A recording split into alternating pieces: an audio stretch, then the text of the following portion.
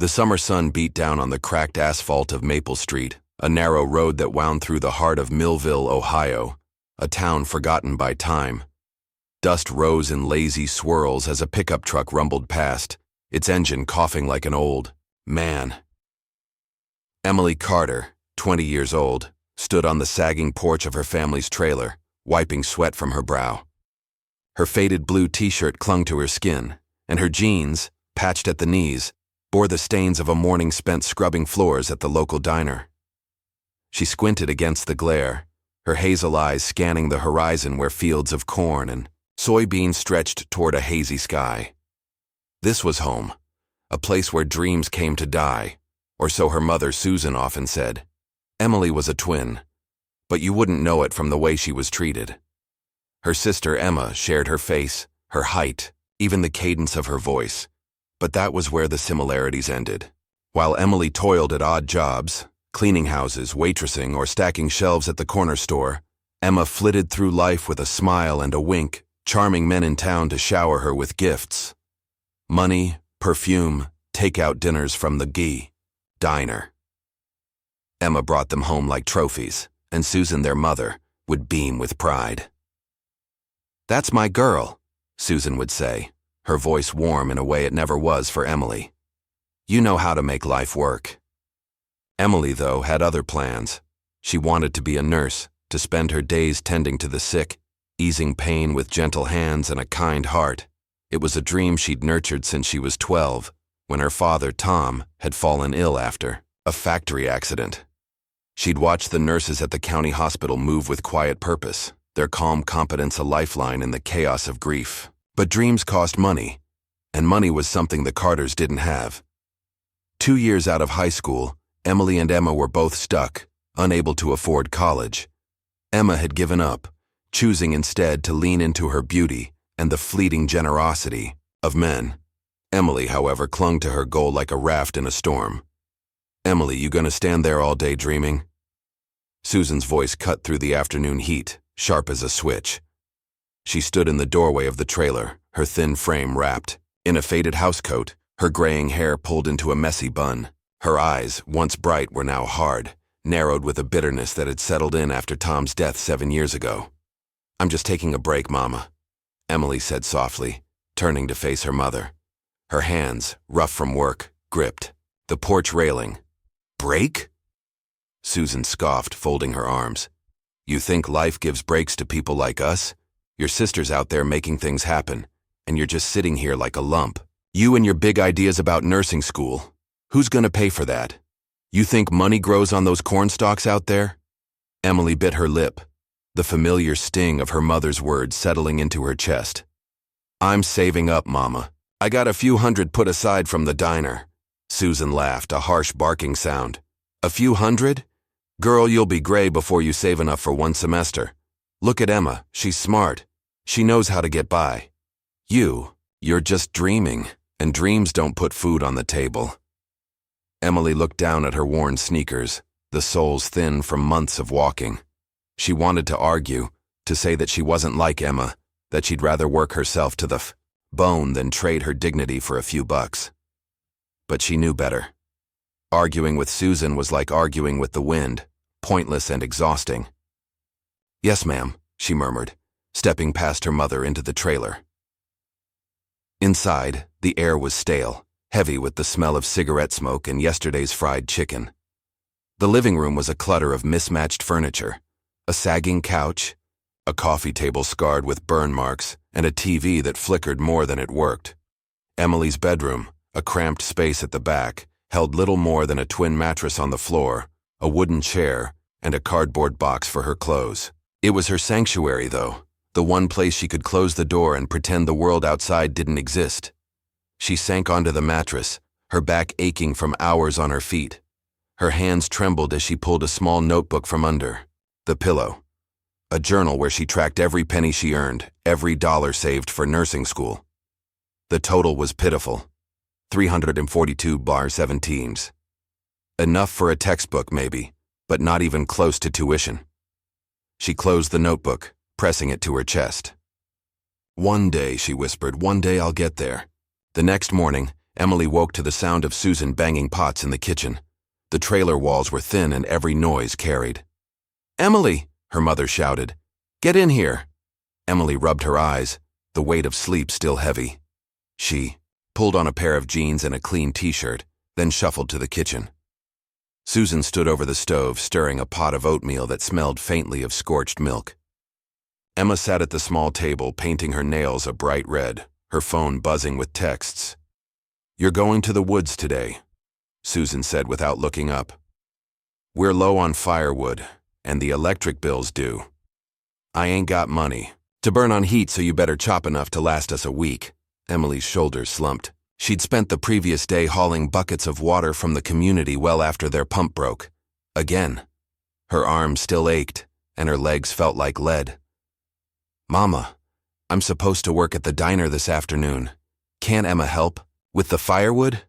Emma looked up, her lips curling into a smirk. "Me? Get my hands dirty? Sorry, sis, I've got plans. Jake's taking me to Dayton for lunch." She blew on her nails, her tone dripping with smugness. Susan shot Emily a glare. "Don't you start comparing yourself to your sister. Emma's doing her part, bringing in money. You think those burgers you sling pay for this roof? Go get that. Axe and do as you're told." Emily swallowed the lump in her throat. "Yes, ma'am," she said, her voice barely above a whisper. She grabbed the rusty axe from the corner of the porch and a worn canvas bag, then headed toward the woods behind the trailer park. The air was thick with humidity, and the cicadas buzzed in a relentless chorus. Her sneakers crunched on the gravel path, then sank into the soft earth as she entered the shade of the trees. The woods were dense, a tangle of oak and maple that stretched for miles. Emily knew them well. She'd spent her childhood exploring these paths, back when her father was alive and life felt full of possibility. Now the woods were just another chore, another weight on her shoulders. She swung the axe, splitting logs with practiced ease, her muscles burning with each strike. Sweat dripped into her eyes and she paused to wipe her forehead with the back of her hand. That's when she heard it. A low, pained groan, like an animal caught in a trap. Emily froze, the axe still in her hand. The sound came again, fainter, this time from somewhere deeper in the woods. Her heart pounded. She scanned the underbrush, her eyes darting between the trees. "Hello," she called, her voice trembling. No answer, but the groan came again, weak and desperate. She set the axe down and stepped cautiously toward the sound, pushing aside branches and stepping over roots. The air grew cooler as she ventured deeper, the sunlight filtering through the canopy in thin, golden shafts. There, beneath a cluster of ferns, she saw him. A man, lying on his side, his clothes torn and caked with dirt. His face was bruised, his dark hair matted with blood. He looked young, maybe in his late 20s, but his skin was pale and his chest rose and fell with shallow breaths. "Oh my God," Emily whispered, dropping to her knees beside him. She touched his shoulder gently. "Sir, can you hear me?" He didn't respond. His eyes were half open, glassy and unfocused. She pressed her fingers to his wrist, feeling a faint pulse. He was alive, but barely. His shirt was ripped, revealing a deep gash on his arm, still oozing blood. Emily's heart raced. She looked around, but the woods were silent. Empty. No phone, no help, no one to call. Millville was too small for a proper hospital, and the nearest clinic was a 20-minute drive she couldn't make. "I can't leave you here," she said, more to herself than to him. She took a deep breath, hooked her arms under his shoulders, and began to drag him. He was heavy, his limp body resisting her efforts. Her knees buckled twice, scraping against the ground, but she gritted her teeth and kept going. The trailer wasn't far, maybe a quarter mile, but it felt like an eternity. Her back screamed in protest, and sweat stung her eyes, but she didn't stop. When she reached the trailer, she paused, listening. The faint hum of the TV told her Susan and Emma were inside, likely distracted by one of Emma's reality shows. Emily maneuvered the man toward the back door, her heart pounding as she fumbled with the handle. The door creaked open, and she dragged him into her tiny bedroom, closing the door behind her. She laid him on her mattress, his head resting on her thin pillow. Up close, she could see the extent of his injuries, bruises on his face, a cut above his eyebrow, and that gash on his arm, angry and red. His clothes, though torn, looked expensive, the kind you didn't find at Millville's thrift store. Who was he? A hiker? A drifter? Someone who'd gotten lost and tangled with trouble? Emily grabbed a bowl of water from the kitchen, moving, quietly to avoid Susan's attention. Back in her room, she locked the door and knelt beside him. She dipped a rag into the water and gently cleaned the blood from his face, wincing at the sight of his wounds. She tore a strip from an old t-shirt and wrapped it tightly around his arm to stop the bleeding. "Come on," she whispered, dribbling, a little water into his mouth. He coughed, his lips trembling, but he swallowed. "Who are you?" she asked softly, sitting back on her heels. His eyes fluttered, but he didn't answer. His breathing was steadier now, though, and that gave her hope. She covered him with her only blanket, a faded quilt her father had bought her years ago.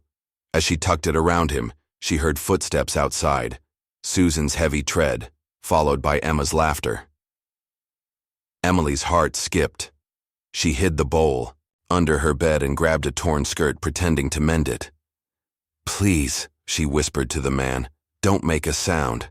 And please don't die." The next few days were a delicate dance of secrecy. Emily went about her chores, washing dishes, sweeping the porch, serving coffee at the diner, all while keeping the man hidden in her room. She'd sneak him water and bits of food she saved from her own meager portions, a slice of bread, half an apple, a spoonful of leftover soup. Each night, she'd lock her door and sit beside him, cleaning his wounds and checking his pulse. His fever broke on the second day, and his breathing grew stronger, but he still hadn't spoken more than a few words. "Daniel," he'd mumbled once, his voice hoarse. "My name's Daniel." "Emily," she'd replied, offering a small smile. "You're safe here, Daniel. I'll take care of you." He'd nodded weakly, his dark eyes meeting hers with a gratitude that made her chest ache. There was something about him, his soft features, the way his hands, despite the dirt, looked like they'd never known hard labor, that made her think he wasn't from around here. Millville was a town of calloused hands and weary faces, but Daniel seemed out of place, like a page torn from a different book. Susan, however, was growing suspicious. "Why's your door always locked?" she demanded one evening, banging on Emily's bedroom door. "What are you hiding in there, girl?" "Nothing." "Mama!" Emily called, her voice steady despite the panic in her chest. She sat on the edge of her mattress, needle in hand, pretending to sew. Daniel lay still under the quilt, his eyes closed but alert. "I just need some quiet to rest." "Rest?" Susan snapped. "You think you're some princess who gets to rest? Emma's out there making money and you're locking yourself away like you're better than us. Open this door right now." Emily's hands shook as she unlocked the door, stepping out to face her mother. Susan stood in the narrow hallway, her arms crossed, her eyes blazing. "I went to the woods today," she said. "Didn't see no firewood stacked. You think you can just laze around and lie to me?" I got sidetracked, Mama," Emily stammered. "There was a stray dog and I had to shoo it off. I'll go back tomorrow, I promise." Susan's eyes narrowed. "A dog? You expect me to believe that? You're up to something, Emily, and I'm gonna find out what. You don't bring in firewood. Tomorrow you're not eating. You hear me?" "Yes, ma'am," Emily said, her throat tight. She slipped back into her room, locking the door behind her. Daniel's eyes were open now, watching her with concern. "They can't know you're here," she whispered, kneeling beside him. "If they find out, they'll throw you out, or worse." He nodded, his voice barely audible. "I'm sorry for putting you in this." "Don't be," she said, offering a small smile. "I couldn't leave you out there. No one deserves that." She fed him a piece of softened bread, watching as he chewed slowly. His strength was returning, but he was still too weak to move much. As she cleaned the cut on his arm, she noticed the bruises fading, the swelling around his eye less pronounced. "You're getting better," she said, her voice soft with relief. "Thanks to you," he murmured, his eyes meeting hers. There was a warmth in his gaze that made her cheeks flush, and she looked away, focusing on the rag in her hand. That night, as Susan and Emma ate takeout pizza in the living room, their laughter echoing through the thin walls. Emily sat in her room with Daniel. She tore tiny pieces from a stale biscuit and fed them to him, her own stomach growling. "You need this more than I do," she said when he protested. "Just rest. I'll figure out how to keep you hidden." By the fourth day, Daniel could sit up on his own, though he winced with every movement. His memory was still foggy. He remembered a car, a loud crash, and then nothing until Emily found him. But his strength was returning. Emily watched him with a mix of relief and worry.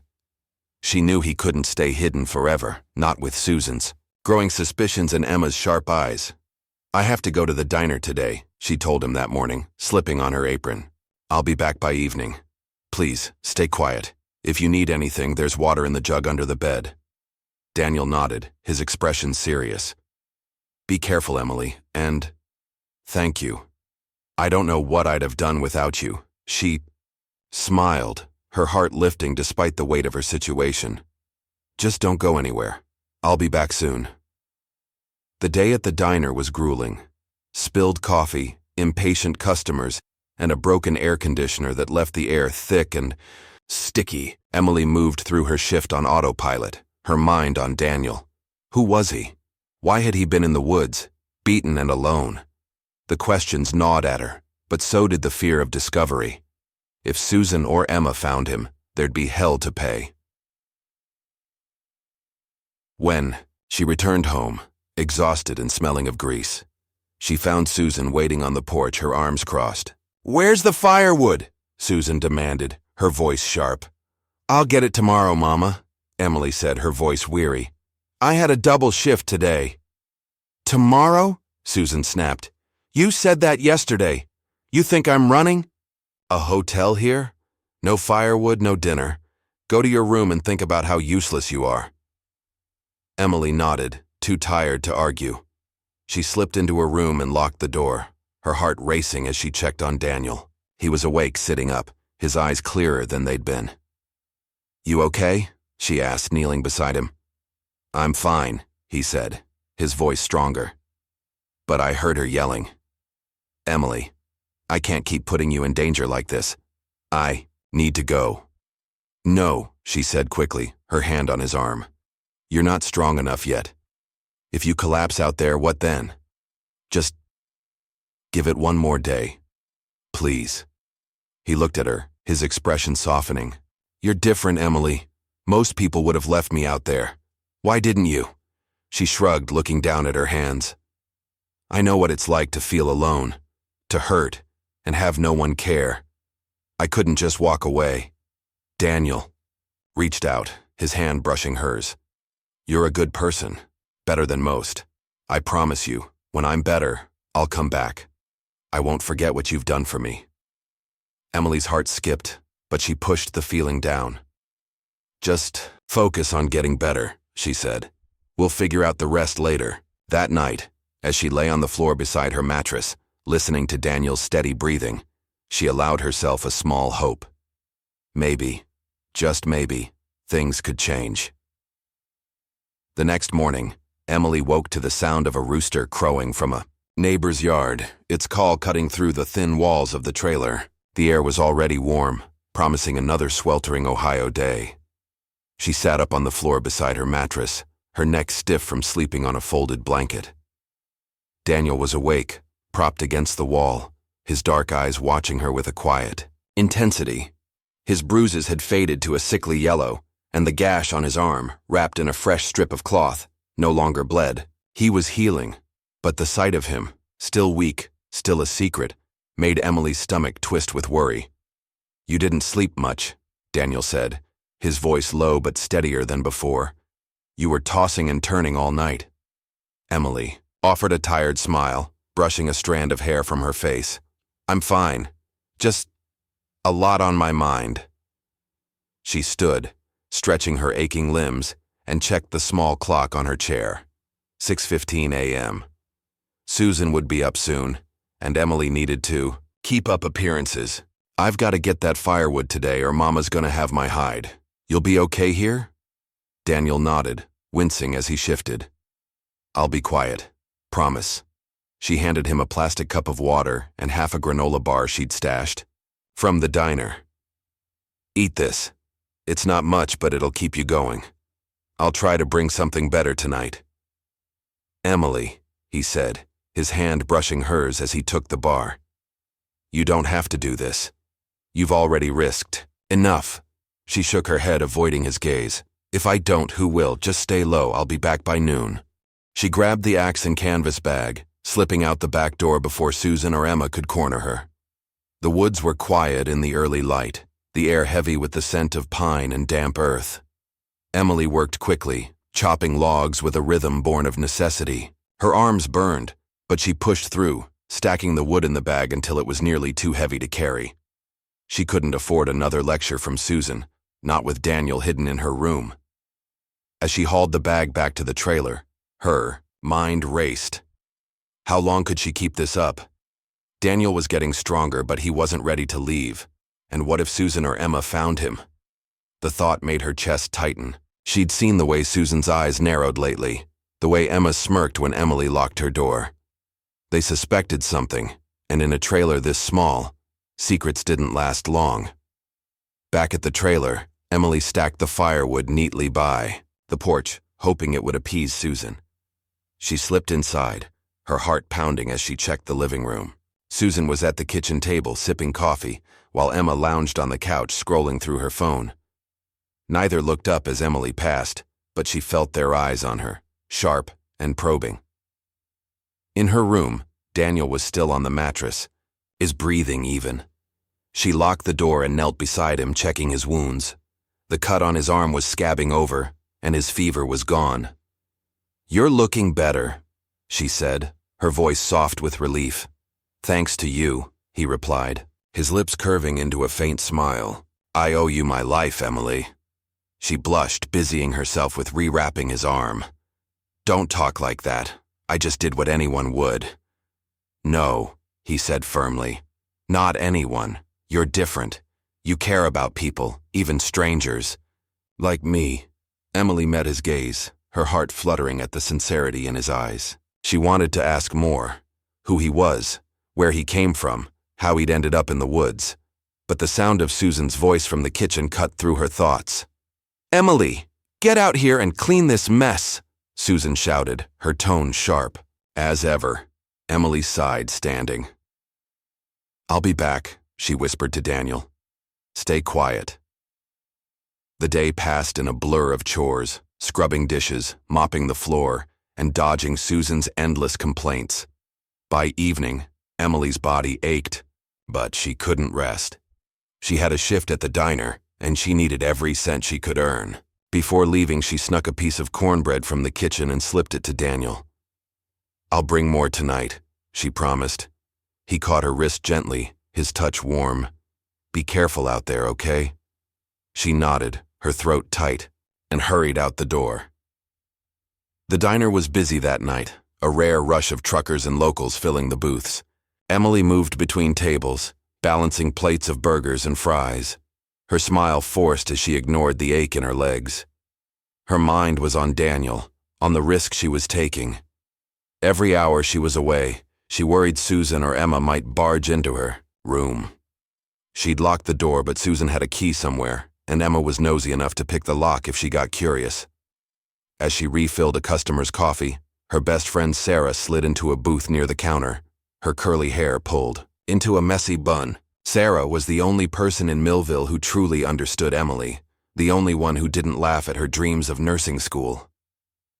"You look like you haven't slept in a week," Sarah said, her brown eyes narrowing with concern. Emily forced a laugh, wiping her hands on her apron. "Just the usual. Mama's on my case and work's been crazy." Sarah leaned forward, lowering her voice. "It's more than that, isn't it? You've been weird lately, always rushing home, locking your door. What's going on, Em?" Emily hesitated. She trusted Sarah, but telling her about Daniel felt like tempting fate. Still, the weight of the secret was crushing her. She glanced around, making sure no one was listening, then leaned in. "Sarah, if I tell you something, you have to swear not to tell anyone, not a soul." Sarah's eyes widened. "You're Scaring me, but okay, I swear. Emily took a deep breath. I found a guy in the woods. He was hurt. Bad. I brought him to my room and I've been taking care of him. Sarah's mouth fell open. Wait, what? A guy? In your room? Are you crazy? What if your mom finds out?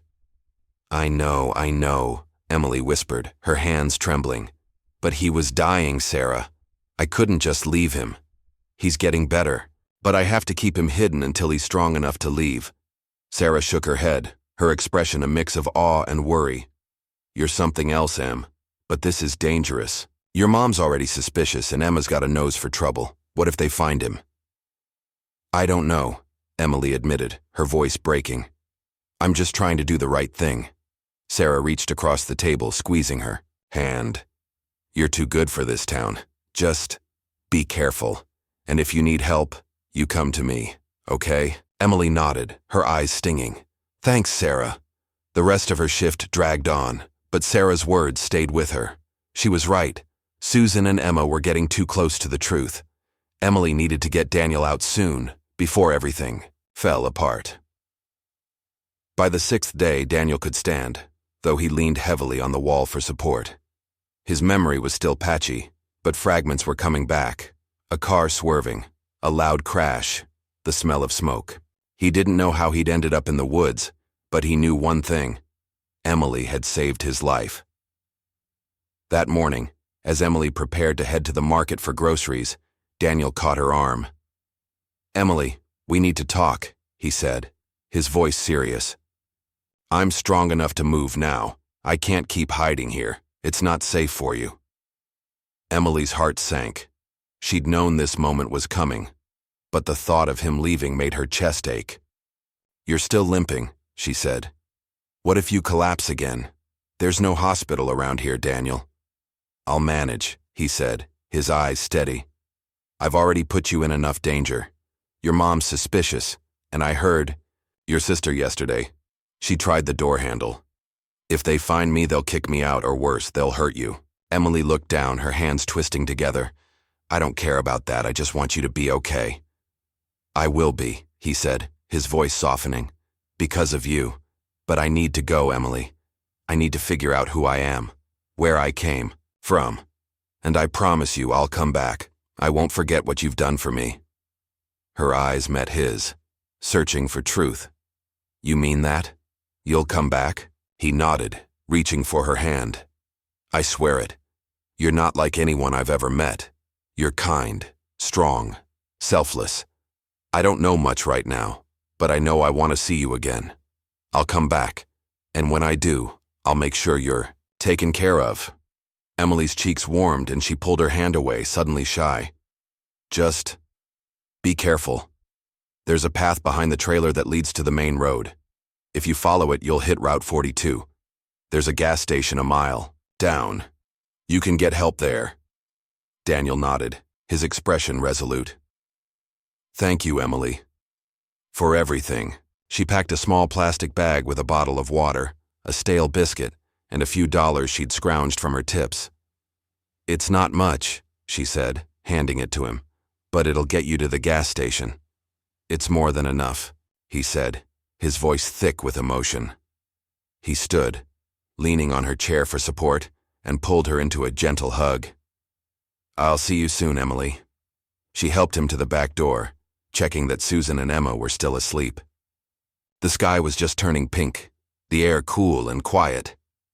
Go straight, she whispered, pointing to the path. Don't stop until you're out of sight. He squeezed her hand one last time, then limped into the dawn, disappearing into the trees.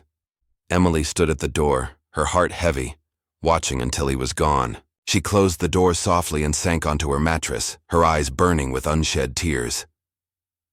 Please, God, she whispered. Keep him safe, and let him come back. The days that followed were a blur of routine and emptiness.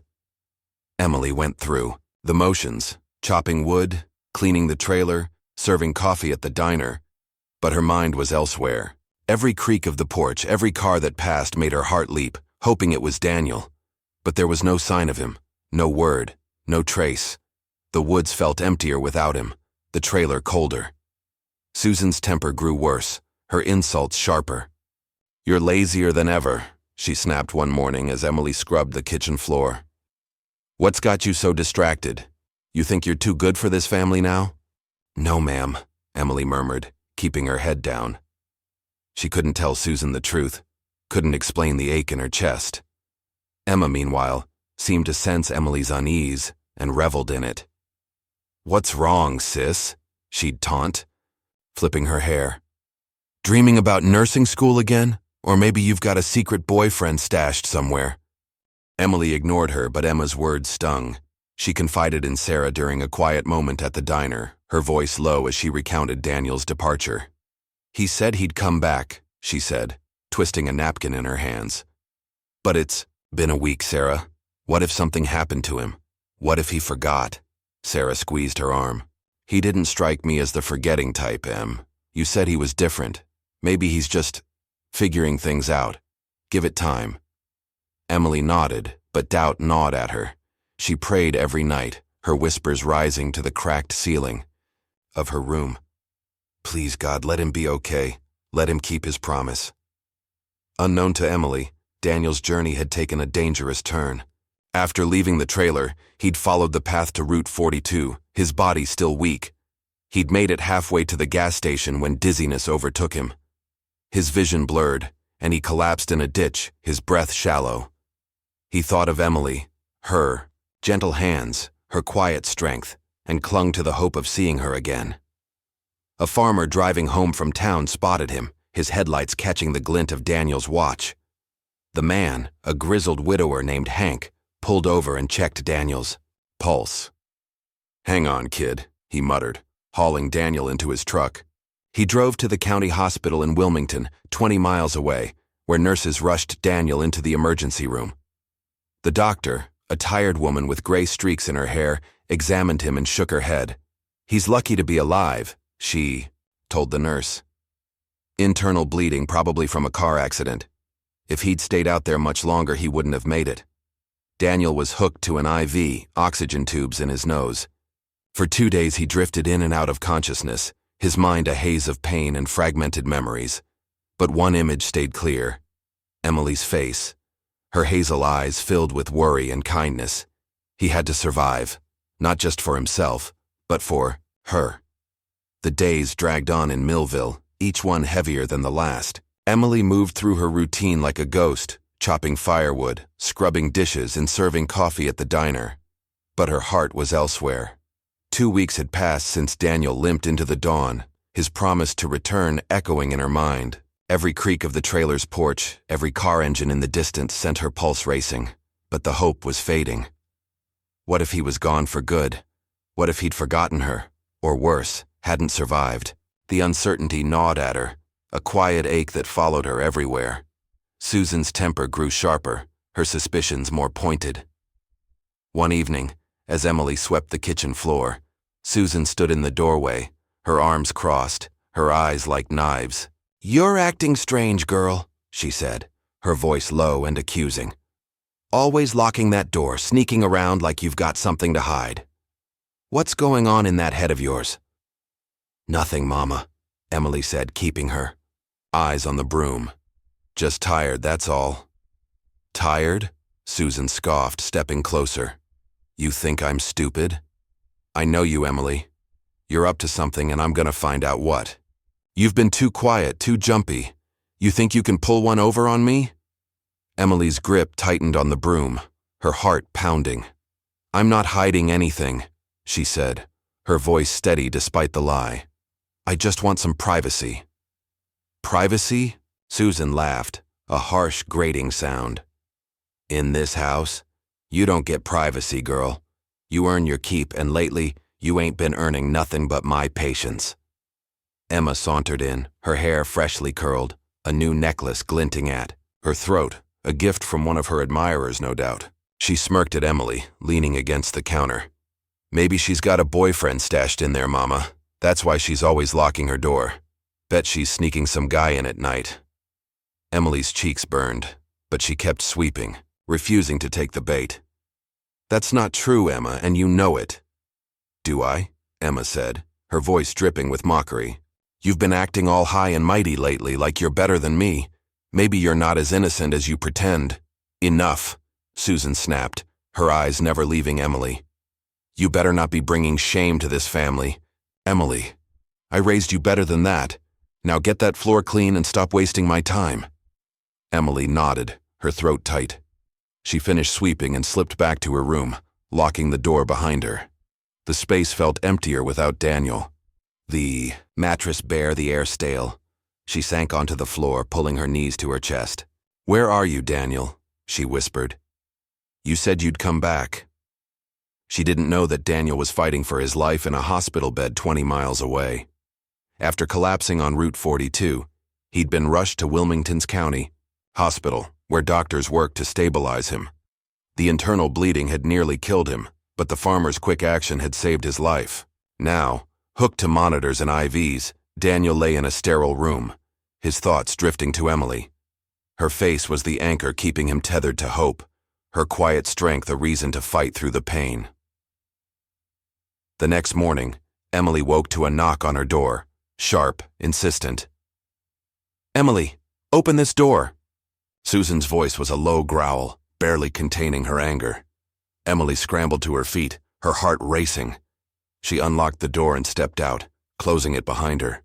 Susan stood in the hallway, her housecoat tied tightly, her eyes blazing. I heard noises last night, she said, creaking like someone was moving around in there. You got someone in that room, don't you? No, Mama, Emily said, her voice trembling. It was probably just the wind. The trailer's old, you know that. Susan stepped closer, her breath hot with the scent of coffee and cigarettes. Don't lie to me, girl. I know what I heard. You think you can sneak around behind my back? Open that door right now. Emily's pulse hammered in her ears. She couldn't let Susan inside. There was no one there now, but the evidence of Daniel's presence lingered. The blood-stained rags under her bed, the extra cup she'd used for water. Mama, please, she said, her voice breaking. I'm not hiding anything. I need my space. Susan's hand shot out, grabbing Emily's wrist. Space? You think you're some big shot now, huh? Open that door or I'll break it down myself. Emma appeared behind Susan, her arms crossed, a smirk playing on her lips. Told you, Mama. She's got secrets. Probably some drifter she's sweet on. Emily yanked her wrist free, her eyes flashing with rare defiance. I'm not like you, Emma. I don't sneak around with men for money. Emma's smirk vanished, replaced by a scowl. Watch your mouth, sis. You're not as pure as you think. Enough! Susan shouted, her voice shaking the thin walls. Emily, you're not eating tonight. Maybe an empty stomach will teach you to stop lying. And tomorrow you're leaving that door unlocked, you hear me? Yes, ma'am, Emily whispered, her head bowed. She slipped back into her room, her hands shaking as she locked the door, one last time. She sank onto her mattress, tears stinging her eyes. The weight of Susan's suspicion, Emma's taunts, and Daniel's absence pressed down on her, threatening to break her. She needed to talk to someone, anyone who could understand.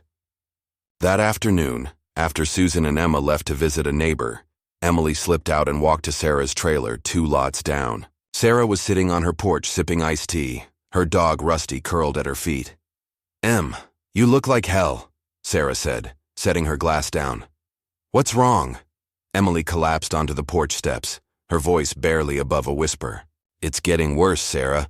Mama's sure I'm hiding something and Emma's egging her on. They tried to get into my room last night. I don't know how much longer I can keep this up. Sarah's eyes softened. Is that guy still there? Daniel? Emily shook her head. He left a week ago, said he'd come back, but nothing. I'm starting to think I imagined him. Sarah reached for her hand. You didn't imagine him. You saved his life, Em. That's real. And if he said he'd come back, maybe he will. But you've got to be careful. Your mom's not going to let this go, and Emma's just waiting for a chance to make you look bad. I know, Emily said, wiping her eyes. I thought things might change. For once I thought something good might happen. Sarah pulled her into a hug. It will, Em. You're stronger than you know. Just hold on. 3 weeks. After Daniel's departure, Emily was at the diner, wiping down tables during a rare lull.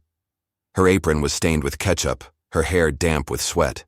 She was lost in thought, wondering if Daniel had made it to safety when the bell above the door jingled. She looked up, expecting another trucker, but froze. A sleek black SUV had pulled into the lot, its polished exterior gleaming under the midday sun. Two men stepped out, a young man with dark hair and a familiar limp, and an older man with graying temples and a worried expression. Emily's heart stopped. It was Daniel.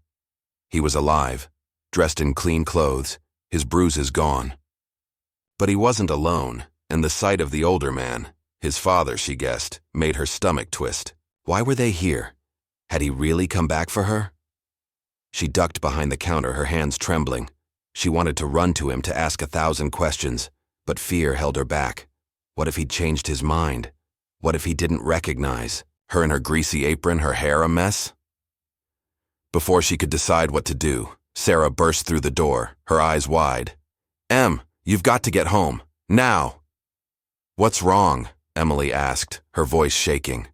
"It's your mom," Sarah said, grabbing her arm. "I was passing by your trailer and I saw that SUV pull up. Those men went inside and your mom was all smiles, calling them in-laws.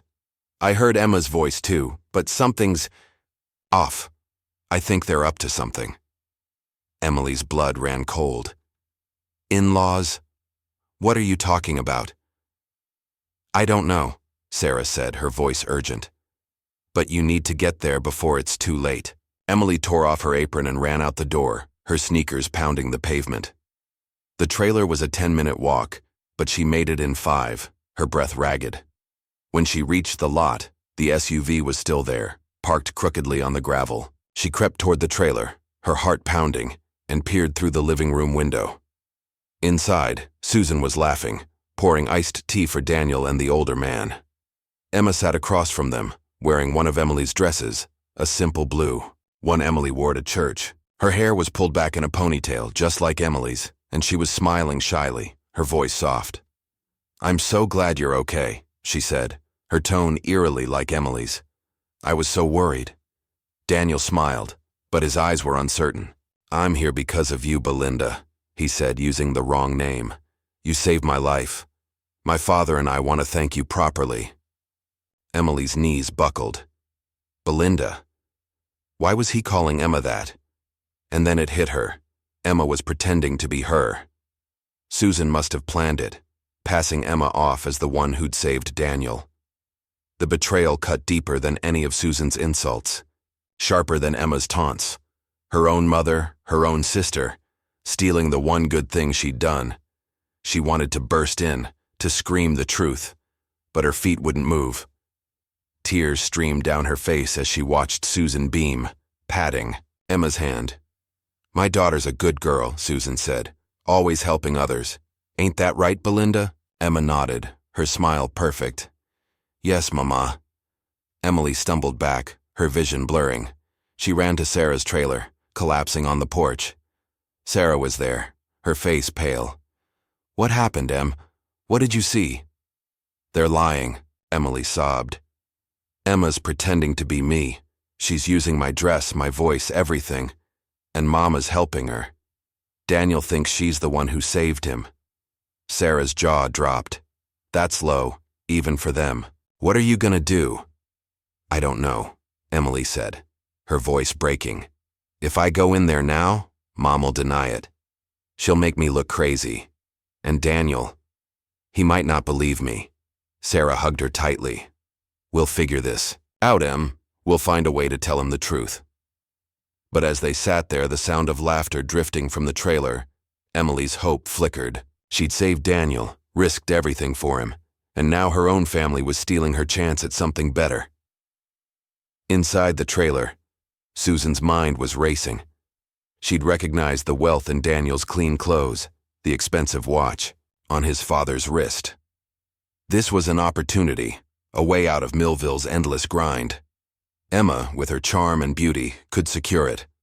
Emily, with her stubborn dreams and quiet defiance, would only ruin everything. As Daniel and his father Robert sipped their tea, Susan leaned forward, her smile wide. "So, "You're here to thank my Belinda," she said, gesturing to Emma. "She's always been the caring one, you know, always helping folks in need." Emma nodded, her eyes demure.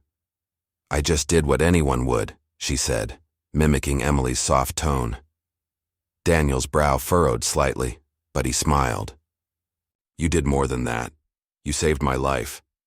My father and I want to make things right. We'd like to discuss a future together if you're willing." Susan's heart leapt, but she kept her face calm.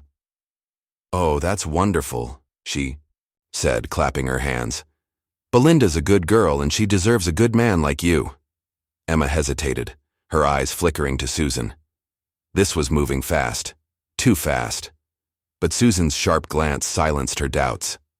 "Yes," Emma said, forcing a smile. "I'd like that." Robert, Daniel's father, spoke up, his voice warm but cautious. "We'd like to do things properly. A dowry, an engagement. We can arrange it today if that's agreeable." Susan nodded eagerly. Of course. Let's call the pastor, make it official." As they talked, Susan's mind churned. Emily was at the diner out of the way, but she wouldn't stay gone forever. If she came home and saw this, she'd ruin everything. Susan needed to act fast. After Daniel and Robert left, promising to return with the pastor, Susan pulled Emma aside. "This is our chance," she whispered. "That man's rich, Emma. You play this right, we're set for life. But Emily can't know." Emma frowned, her confidence wavering. "What if she finds out? She's not stupid, Mama." "And what? If Daniel figures it out, he's already looking at me funny." "He won't," Susan snapped. "You're her twin. You look the same, sound the same. Just keep acting sweet and shy like her. And if Emily tries to make trouble..." Susan's eyes darkened. "I'll handle her." The sun hung low over Millville, casting long shadows across the cracked pavement of Maple Street. Emily trudged home from the diner, her sneakers scuffing against the gravel, her mind a storm of anger and hurt. The image of Emma in her dress, pretending to be her, burned in her chest. Susan's laughter, so warm and false as she played along with the deception, felt like a knife twisting deeper. How could her own mother and sister betray her like this? For money, for a chance at a better life, things Emily had never chased, not at the cost of her dignity. She reached the trailer, her hands trembling as she pushed open the door. The living room was empty, the air thick with the lingering scent of Susan's cigarette smoke. Emily's heart raced. She needed answers, needed to confront them, but the silence told her Susan and Emma were out, likely celebrating their scheme. She sank onto the couch, her head in her hands, tears spilling over. "Why, Mama?" she whispered. "Why do you hate me so much?" Unbeknownst to Emily, Susan was already plotting to ensure her secret stayed buried. After Daniel and his father, Robert, left the trailer, Susan had pulled Emma into the kitchen, her voice low and urgent. "We can't let Emily ruin this," she'd said, her eyes glinting with a cold determination. "She's too stubborn, too righteous. If she talks to that boy, he'll know the truth, and we'll lose everything." Emma shifted uncomfortably, twisting the new necklace around her finger. "What are you saying, Mama? We can't just lock her in her room forever." Susan's lips curled into a grim smile. "We won't have to. I know some people, guys who'll do a job for the right price. They can take her somewhere far, make sure she doesn't come back." Emma's eyes widened. "You mean, get rid of her? Mama, that's..." "Don't you dare get soft on me," Susan snapped, grabbing Emma's arm. "You want to live in a mansion, drive a fancy car. This is the price. Emily's always been trouble, holding us back with her dreams. This is our chance, Emma. Don't mess it up." Emma nodded slowly, her throat tight. She'd always resented Emily's quiet strength, her refusal to bend. But this felt wrong, dangerously wrong. Still, the thought of losing Daniel's wealth, of returning to their cramped, crumbling trailer, silenced her doubts. "Okay," she whispered. "Do what you have to." That evening, as Emily walked to the community well to fetch water for the night, the air felt heavier, the shadows darker. She carried a plastic bucket, her steps slow and weary. The well was a half-mile from the trailer, down a quiet path lined with overgrown weeds. She didn't notice the two men lurking in the dusk, their faces obscured by baseball caps until it was too late. A hand clamped over her mouth, rough and calloused. Emily screamed, but the sound was muffled as a second man grabbed her arms, pinning them behind her. The bucket clattered to the ground, water spilling into the dirt. She kicked and thrashed, her heart pounding, but the men were strong, their grip unyielding. "Stop fighting," one growled, his voice low and menacing. "It'll be easier if you don't." They dragged her into an abandoned barn off the path, its wooden walls sagging and splintered. Inside, the air was damp, smelling of mold and decay. They shoved her to the ground, her knees scraping against the rough floor. Emily's breath came in gasps, her eyes darting between the men. One was tall and wiry, with a scar across his cheek. The other was stocky, his eyes cold and empty. "Who are you?" she demanded, her voice shaking. "What do you want?" The tall man smirked, crouching to her level. "Your mama sent us, sweetheart. Said you're causing trouble. Wants you gone." Emily's blood ran cold. "My mama? Susan?" "No, you're lying. She wouldn't." "Oh, she would." The stocky man cut in, his voice flat. "Paid us good money to make sure you don't come back. Said you're messing up her plans."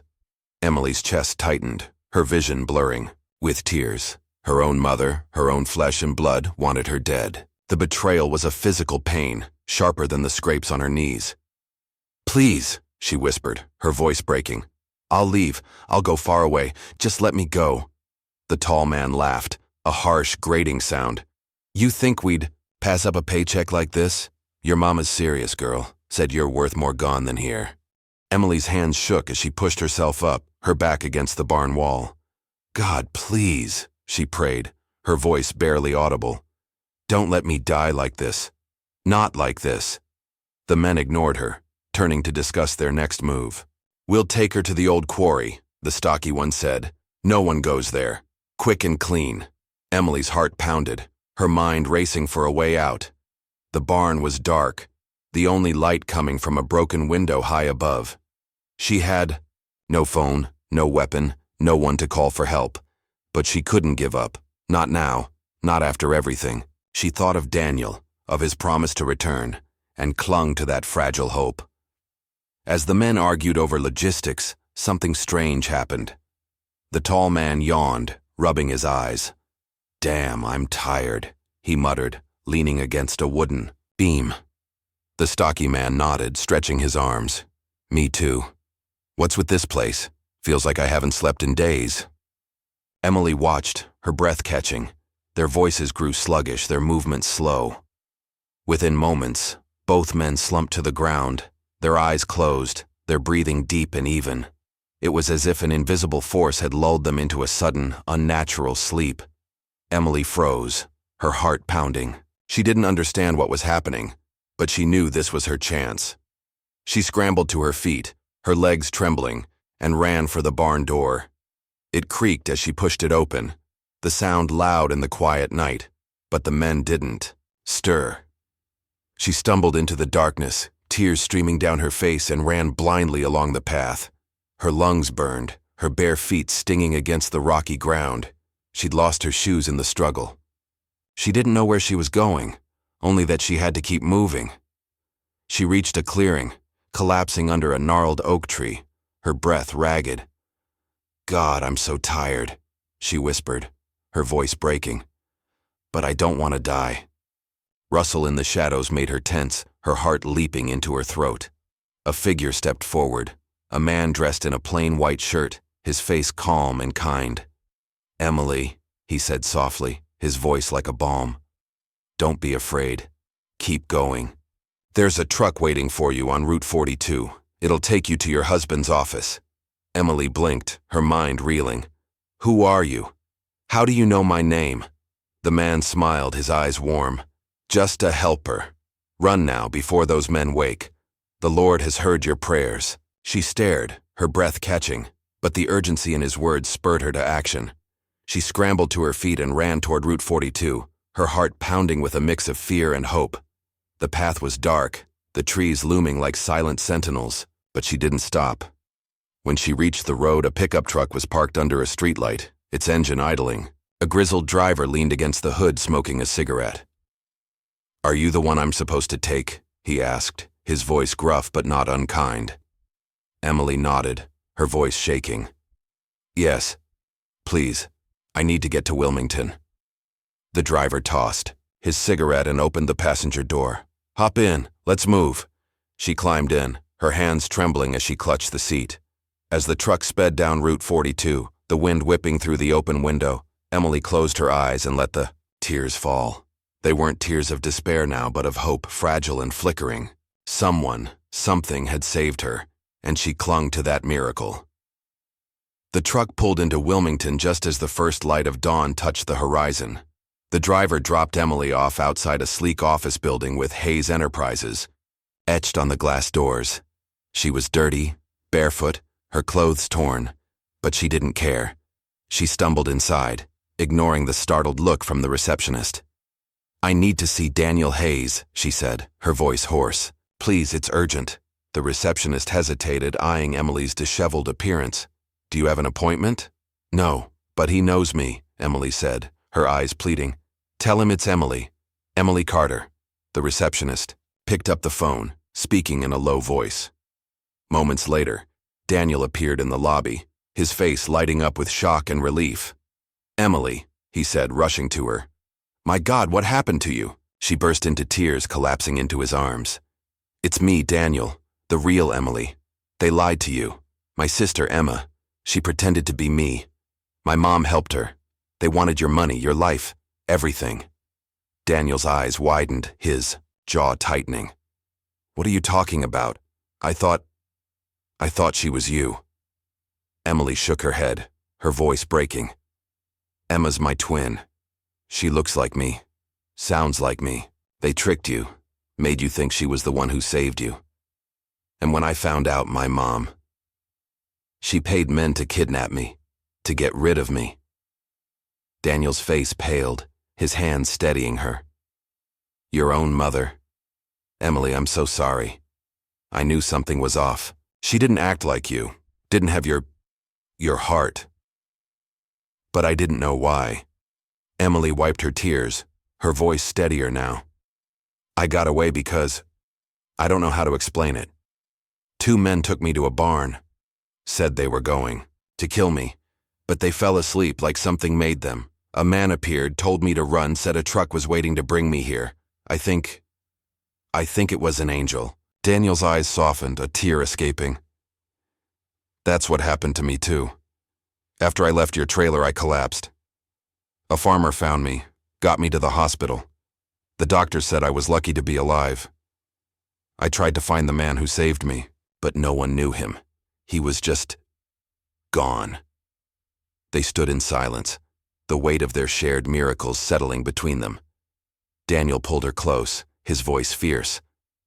"I promised I'd come back for you, Emily. And I'm here now. No one's going to hurt you again." He picked up his phone and called the police, explaining everything. Within hours, officers arrived at the trailer in Millville. Emma, still wearing Emily's dress, broke down in tears, confessing the deception. "Mama made me do it," she sobbed. "I didn't want to, but she said it was our only chance." Susan, defiant to the end, was arrested for attempted kidnapping and conspiracy. As she was led away in handcuffs, she shouted, "I did it for us, Emma, for a better life." But her words fell on deaf ears, the neighbors watching in stunned silence.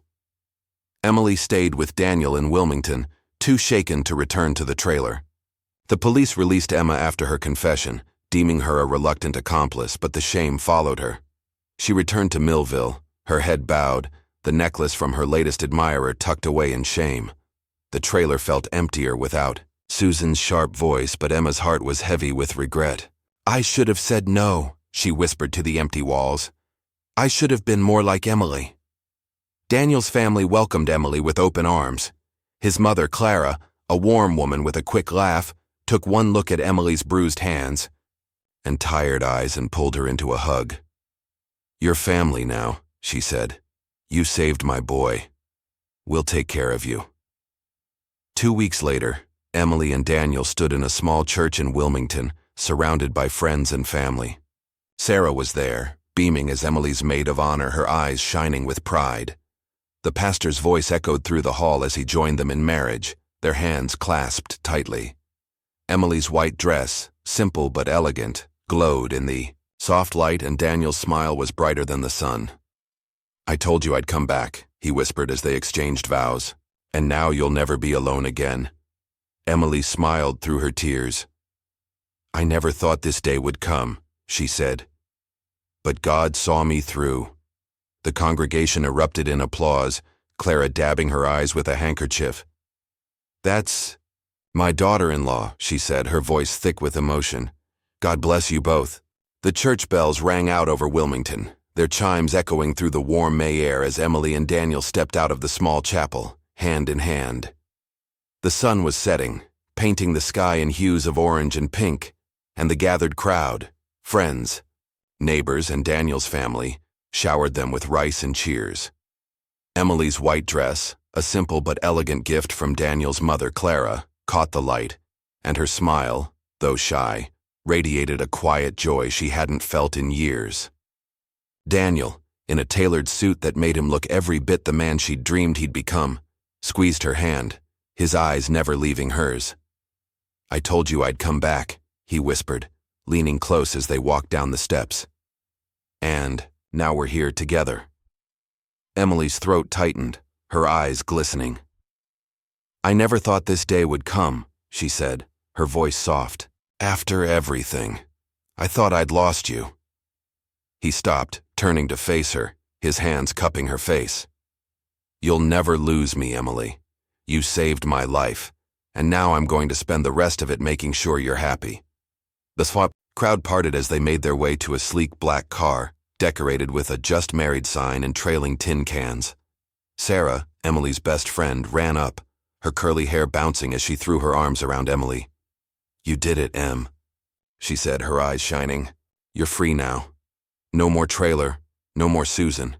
You're going to be a nurse, a wife, everything you dreamed of." Emily hugged her back, tears spilling over.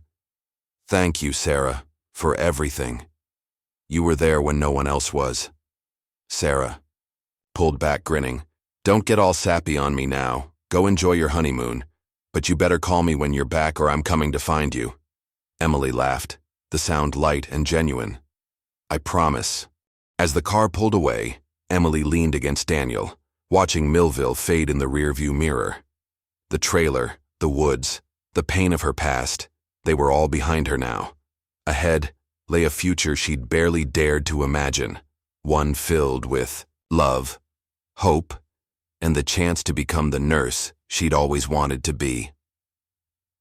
The honeymoon was a quiet affair, a week at a lakeside cabin in Michigan, courtesy of Daniel's father, Robert.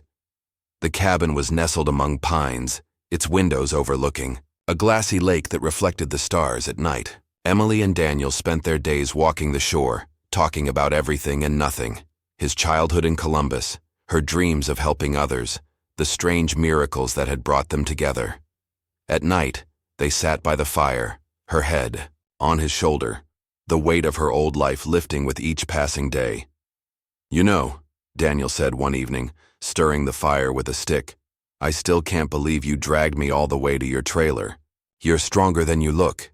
Emily smiled, tucking a strand of hair behind her ear. "I didn't feel strong. I was scared out of my mind, but I couldn't leave you there." He reached for her hand, his thumb tracing circles on her palm. "That's what makes you special, Emily. You see someone hurting and you act. No one else in Millville would have done what you did." She looked into the fire, her voice soft. I know what it's like to feel alone, to hurt and have no one care.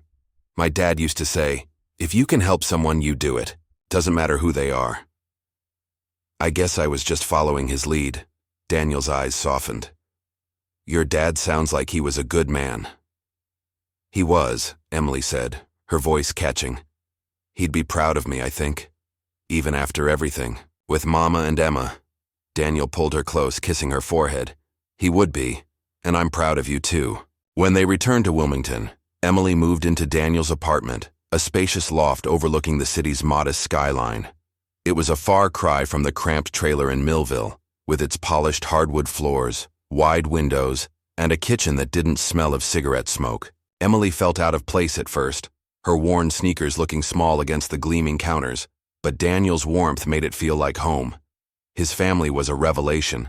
Clara, his mother, was a whirlwind of affection, insisting on teaching Emily her secret recipe for peach cobbler and fussing over her like a daughter. Robert, his father, was quieter but kind, his eyes crinkling with pride when he spoke of Daniel's recovery.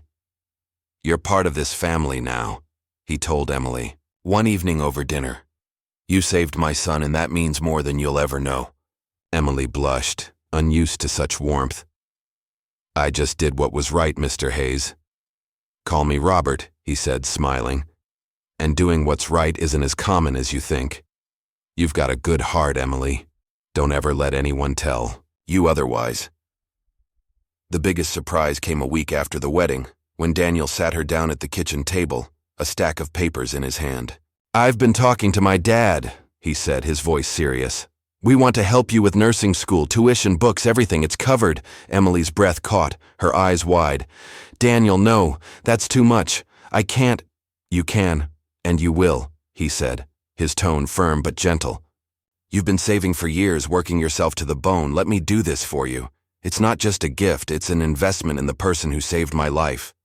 Tears welled in her eyes as she looked at the papers, an application to Wilmington Community College's nursing program, already filled out with her name. "I don't know what to say," she whispered. "Say you'll go," he said, grinning. "Say you'll be the best nurse this town's ever seen." She laughed through her tears, nodding. "Okay, I'll go." The next few months were a whirlwind of change. Emily enrolled in the nursing program, her days filled with classes, textbooks, and late-night study sessions.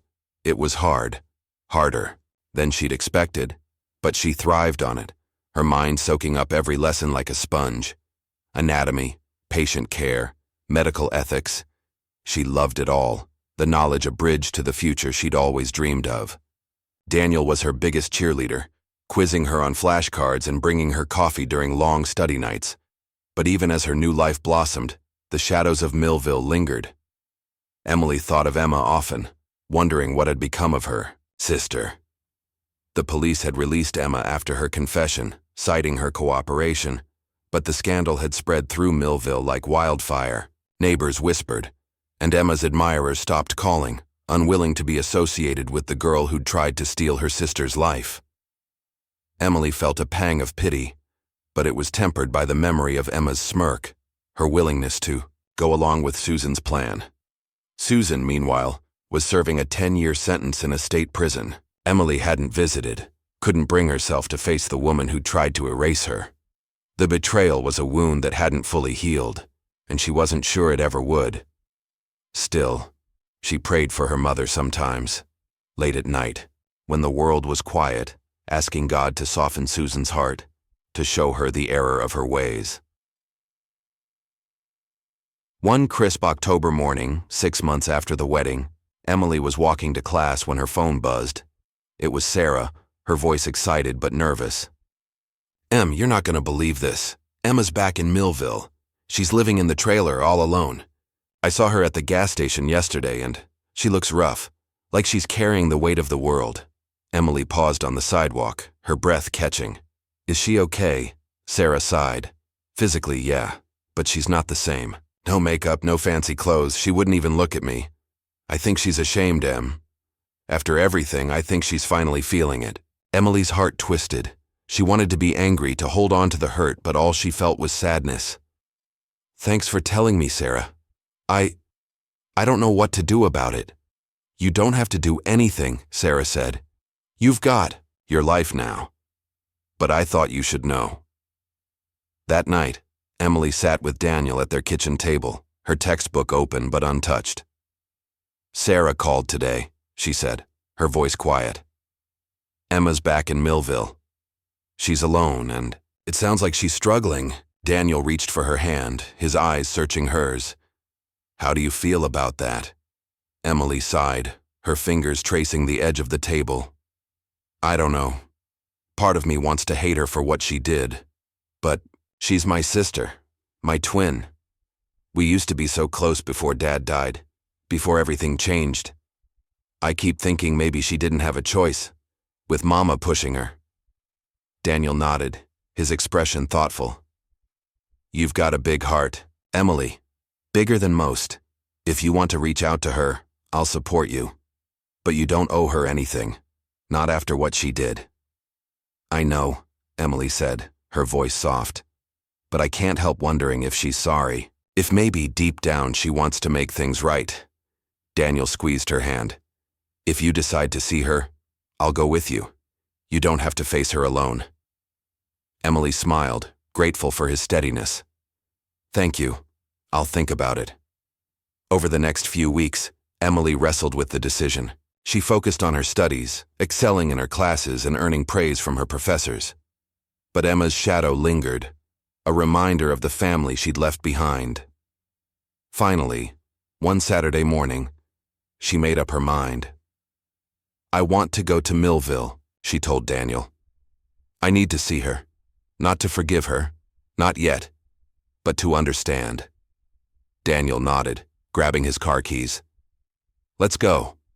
The drive to Millville was quiet, the familiar fields and dusty roads stirring memories Emily had tried to bury. When they pulled up to the trailer, it looked smaller than she remembered, its paint peeling, the porch sagging.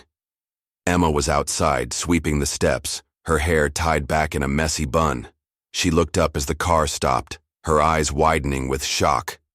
Emily? Emma's voice was small, almost childlike. She dropped the broom, her hands twisting together. Emily stepped out of the car, Daniel close behind.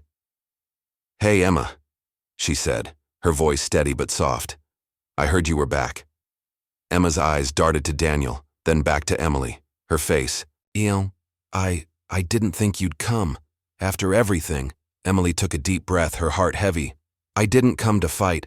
I just wanted to see you, to know you're okay. Emma's lips trembled, tears spilling over. I'm not okay, Em. I messed up. I let Mama convince me to lie, to pretend I was you. I thought it'd fix everything, get us out of this place. But it was wrong, and I'm so sorry. Emily's throat tightened, but she kept her voice calm. You hurt me, Emma. You and Mama both. I saved Daniel's life, and you tried to take that from me. Why? Emma looked down, her shoulders shaking. I was jealous. You were always so good, so strong. Mama kept saying I was the smart one, but I knew it wasn't true.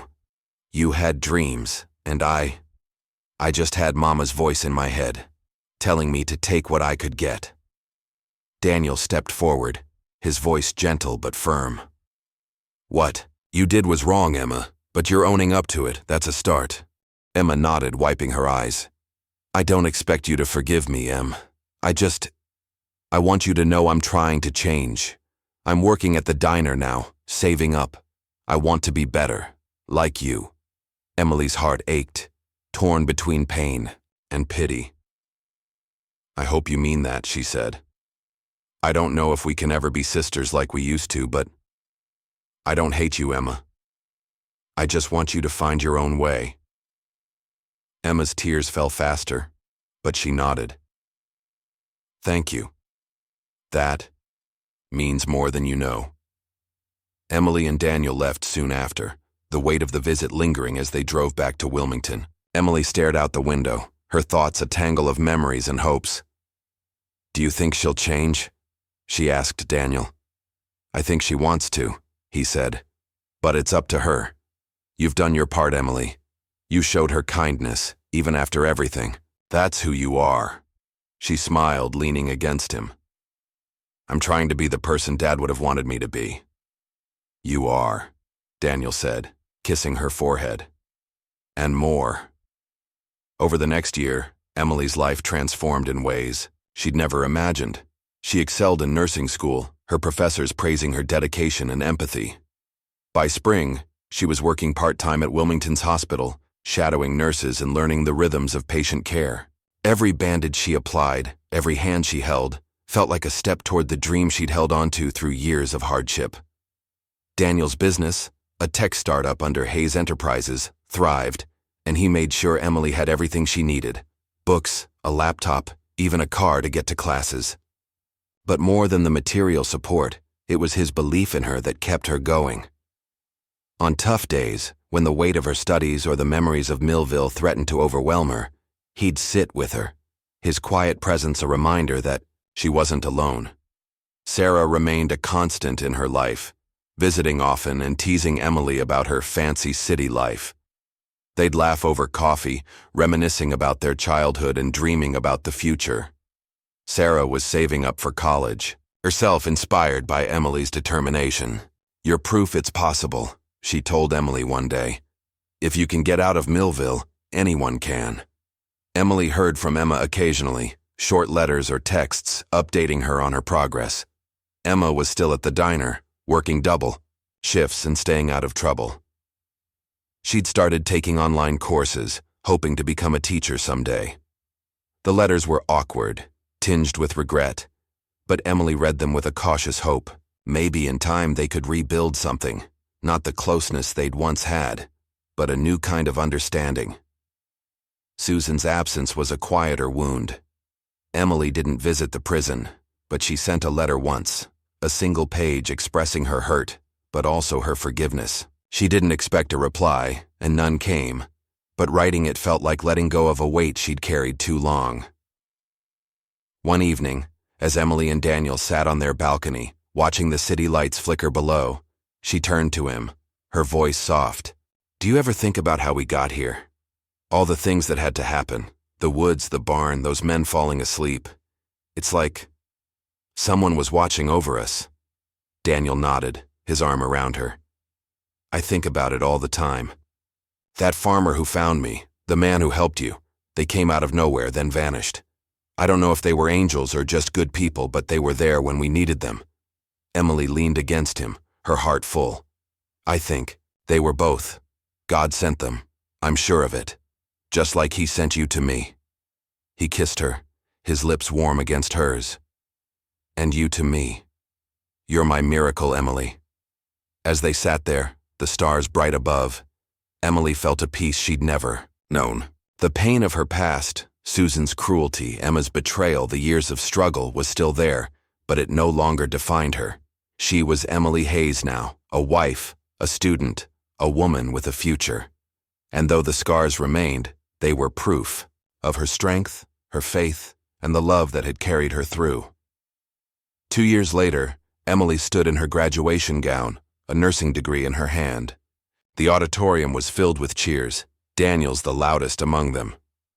Clara and Robert sat in the front row, beaming with pride, while Sarah waved a homemade sign that read, "Nurse Emily Rocks." Emma was there too, sitting quietly in the back, her presence a tentative step toward reconciliation. After the ceremony, Emily and Daniel hosted a small party at their apartment, the rooms filled with laughter and music. As Emily cut the cake, her eyes caught Emma's across the room. Her sister offered a small smile, and Emily returned it, a silent acknowledgement of the long road they'd traveled. Later, as the guests left and the apartment grew quiet, Emily stood on the balcony, her diploma in her hands. Daniel joined her, slipping an arm around her waist. "You did it," he said, his voice thick with pride. "You're a nurse, just like you always wanted." She smiled, leaning into him. "I couldn't have done it without you, or Sarah, or whoever sent that man to save me. I still don't understand it all, but I'm grateful." Daniel kissed her forehead. "You don't have to understand it. Just know you're exactly where you're meant to be." Emily looked out at the city, its lights a constellation of possibilities. She thought of her father, of his words about helping others, and felt his presence in the warmth of the night. She'd faced betrayal, fear, and loss, but she'd also found love, faith, and a strength she hadn't known she had. Her story wasn't just hers. It was a testament to the power of kindness, the resilience of the human spirit, and the miracles that come when you least expect them. "Dear friends," she whispered to the stars, imagining her father listening. "What lessons did I learn? That compassion can change lives, that truth always finds a way, and that even in the darkest moments, There's a light that endures.